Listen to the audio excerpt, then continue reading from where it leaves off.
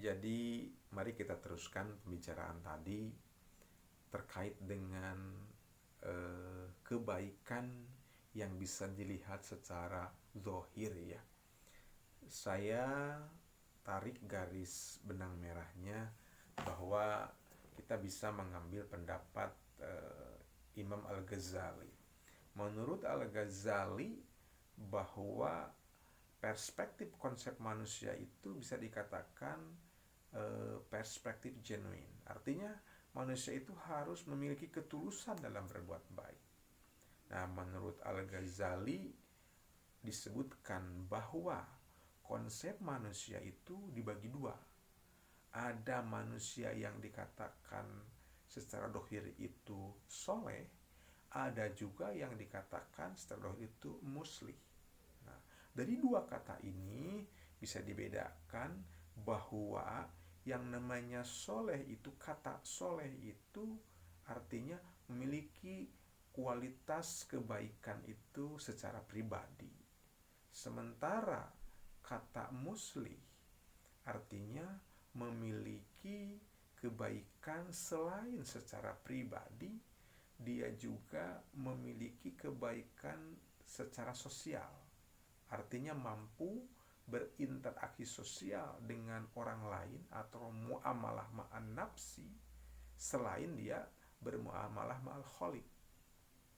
Ya tentunya menurut karya Imam Al-Ghazali ini, kalau secara zahir ada grade-nya. Nah, di sini bisa terlihat bahwa muslih ini sepertinya dia memiliki tingkat ketauhidan sedikit di atas soleh kalau secara zahir. Karena apa? Dia selain memiliki kualitas kebaikan secara pribadi, dia sudah mampu memiliki kebaikan juga untuk orang lain. Sehingga ini sebagai upaya bahwa manusia itu harus masuk ke dalam Islam itu secara kafah, bukan hanya mengurus tentang diri sendiri. Nah, ini barangkali bisa disimpulkan bahwa menurut konsep pemikiran Imam Al-Ghazali tentang kebaikan dohir itu sudah jelas bahwa ada yang dikatakan manusia yang soleh dan ada yang dikatakan manusia yang muslih. Ya, dari kedua itu sudah saya jelaskan bahwasanya yang satu memiliki kualitas kebaikan itu secara pribadi atau internal personal, kemudian yang kedua memiliki kualitas kebaikan itu secara personal pribadi, tetapi ditambah dengan memiliki kemampuan untuk berinteraksi, berbuat kebaikan secara sosial. Karena manusia itu selain makhluk pribadi, juga makhluk sosial, dan juga kita sebagai zoon politikon. Nah, bahkan kalau yang dikatakan tadi muslih juga, dia bisa masuk ke ranah politik sebagai zoon politikon manusia. Dijelaskan lagi kemudian di bab 3, di jilid 3 di Ihya Ulumuddin itu disebutkan bahwa ada, menurut Ghazali itu ada 26 ciri-ciri orang yang baik. Di antaranya, jadi orang itu memelihara silaturahmi. Ini kan ada interaksi sosial. Kemudian juga tidak suka menyakiti atau menyinggung perasaan orang lain.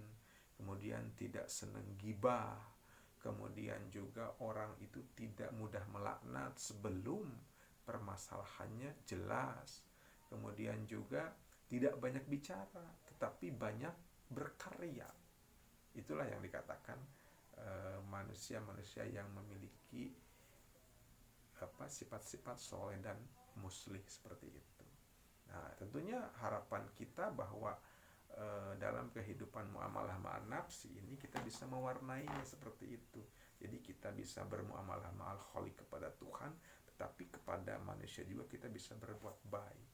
Nah, saya sudah katakan ada beberapa poin, di antaranya tadi dari 26 ciri manusia yang baik menurut Al-Ghazali dalam Ihya Ulumuddin.